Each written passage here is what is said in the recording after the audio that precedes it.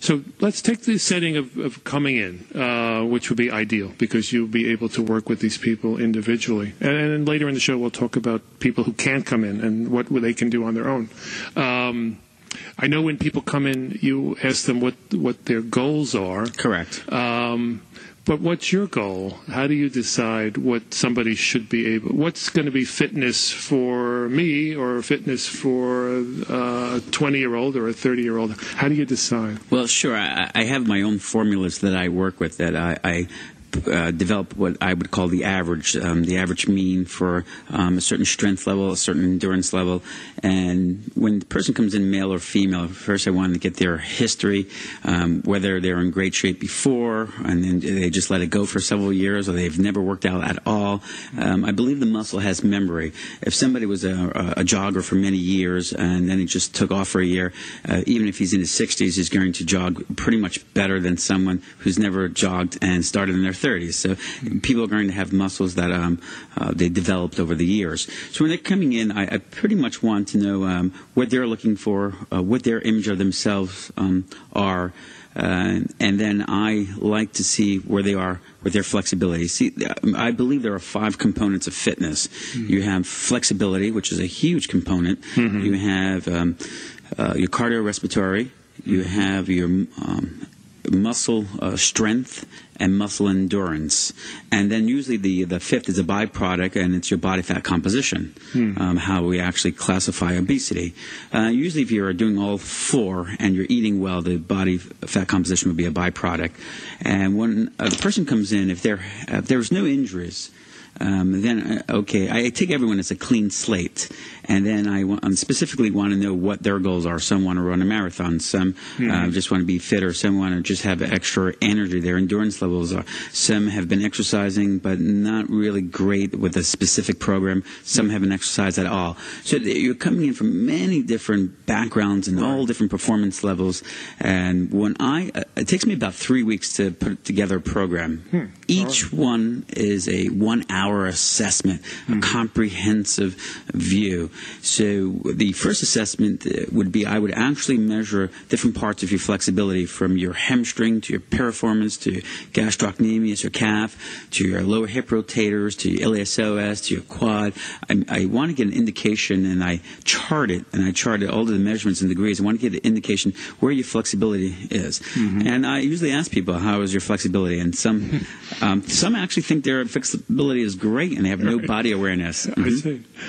So we'll come back to that, because all the things you mentioned, flexibility, cardiorespiratory, you can measure all of these things. Yes. But I want to go to Teresa, who's calling us from Georgia. Good morning, Teresa. Hi, how are you? We're great.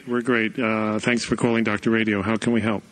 I have a question concerning, I'm trying to lose, I'm 32, 5'1", 130 pounds, and I'm trying to get back down to my previous weight of 110, 115. And when I go to the gym, I use the elliptical. I'm not sure exactly what I need to be doing for weight loss as far as heart rate, so on and so forth, and length of time. But my concern is I can't get on the treadmill because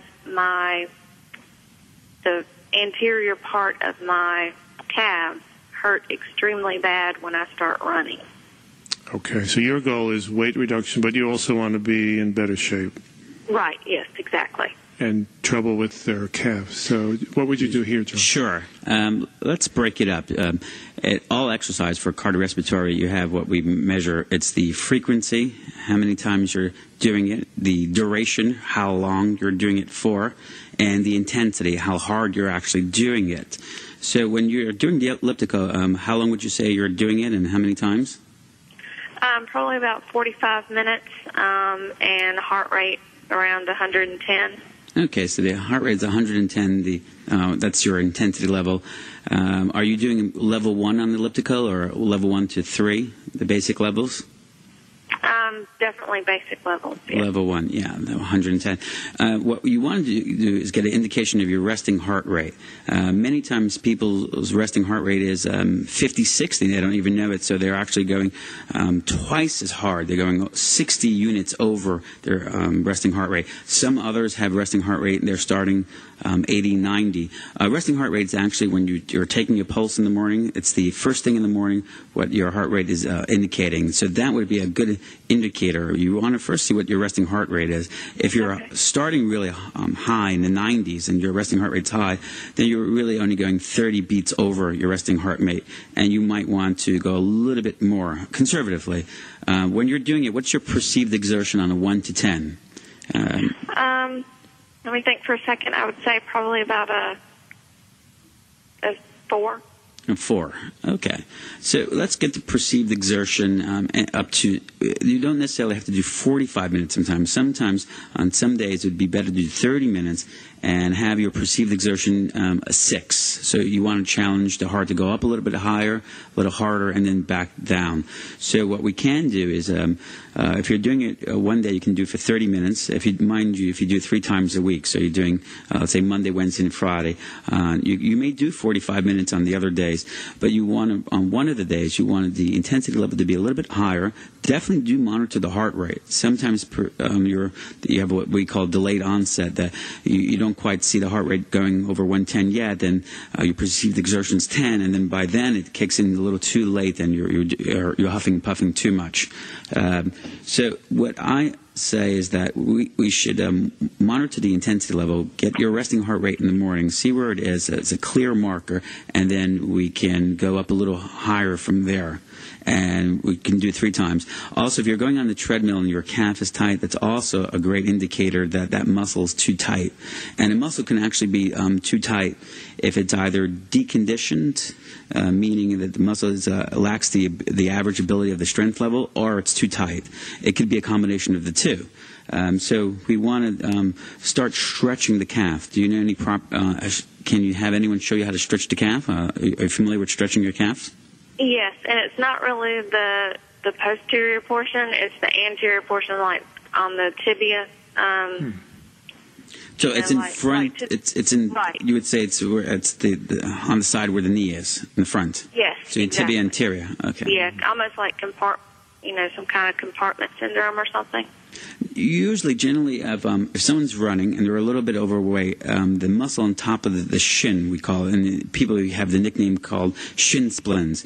Usually, it is that you're a little bit heavier than the average weight, your ideal body mass index, and has too much pressure, and the tibia anterior can't absorb that, and then all of a sudden it gets tender, and that tenderness you're feeling you would feel like the shin splints. You feel because that muscle is very thin on the bone, and it gives the indication that it's almost the bone itself. That means you actually have to strengthen it and stretch it. So there's a different way. It's the reverse way of stretching a calf. So you want your actual toes. You can lie down on your back, and then you can actually start pointing your toes down. And the opposite way, if you bring your toes pointed up towards your body, for your calf stretch, you actually want to start prepping it where you're lying on your back and your toes pointed the opposite direction to stretch the tibia anterior. And okay. You want to bring that in because it's a red light on the dashboard when that area is tight. It won't be pulled on the elliptical, but in your everyday life, if you're walking a little bit quickly up the stairs, downstairs, then it might pull. Gotcha. So your fat burning heart rate, it should be what percentage of your resting heart rate?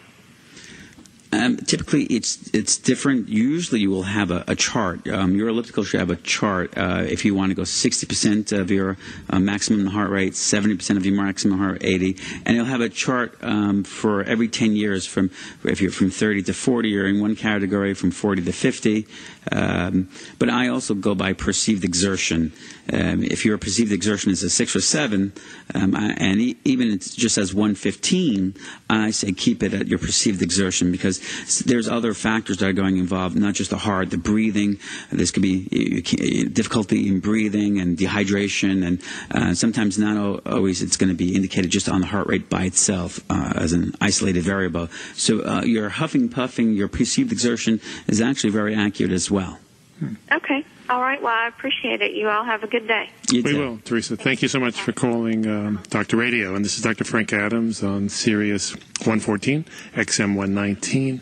I'm with fitness expert John Sitaras. And hope, like Wendy, you'll be calling us. I'm sorry, like Teresa, you'll be calling us at 1-877-NYU-DOCS, 1-877-698-3627, or emailing us at docs@sirius-radio.com. So, John, her goals, which were weight reduction and fitness, would be pretty much what most people come in and tell you they want to accomplish? Sure.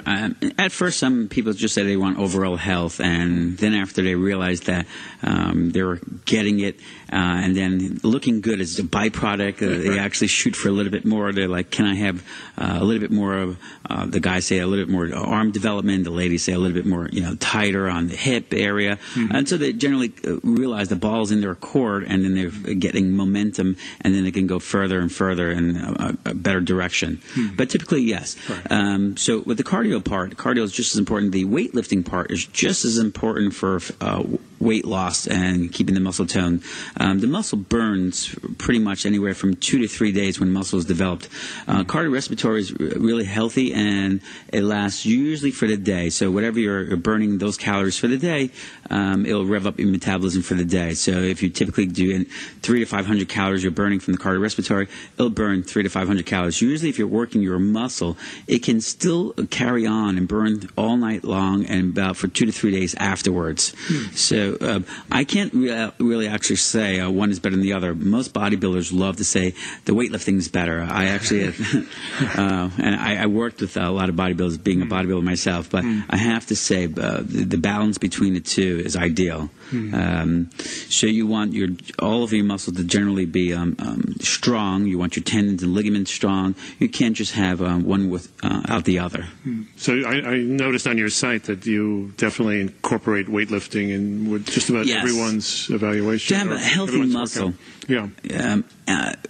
First, you need the length of the muscles, from the origin to the insertion. The actual length of the muscle is every muscle has an average length it should be, and sometimes when people are stiff or tight, it shortens, and so you want to elongate it. You want to bring it back to the original length. But also, science has realized that a muscle will shorten if it's deconditioned, despite if you have flexibility. Right. So here you have all your primary muscles have to actually be exercised. The ability to bring in oxygen into and out of the cell. That's what usually you call your type 1 fiber, your endurance, your slow twitch. That has to be enriched with oxygen. Right. If anyone ever broke a bone or anything, and you had a cast on for a period of time, you realize even if you never weightlifted, when you take that cast off, it looks much skinnier than the other one. So you do actually can get atrophy every single place that you take for granted. Okay. All right. We got a couple of callers waiting, and I want to go to Alicia in Florida. Good morning, Alicia. Good morning. I just had a question. Sure. I have I had pregnancies back to back, so I'm about 8 weeks away from delivering my second. And I just have a 9-month-old at home. So I've been away from the gym for a while, but was an avid runner before. And that was after I had lost about 130 pounds. I started running, and I was running like a 6.5-minute mile and competitively racing after that. Oh, wow. And I'm just wondering, after I deliver, what is the best way to get back to the gym, back in shape, without sort of overdoing it? Okay, great question. Sure. What you're going to notice, this is your second child now? Well, this is my fourth, but my two pregnancies were basically back-to-back, my last two. And did you find your flexibility getting better during your pregnancy? No, not really. Well, my back I've had a lot of trouble with my back, so I haven't really been doing much. Okay, because usually when you're pregnant, you will have some lower back pain because your center of gravity is off. So any extra weight, especially if it's in front of you, throws off your alignment, and you have to actually tilt back to counterbalance that. So you'll have some extra. And typically, usually when a lady's pregnant, the ligaments actually become a lot more flexible. It's prepping for the actual delivery. So you usually have a little bit more flexibility. And then if you're staying the same, then that's fine. what I usually tell people is that when your flexibility is great during the pregnancy and after they deliver, go back into exercise slowly. Typically, people lose stability because they feel like they're noodles, they're too relaxed, and when they run, they rip muscles.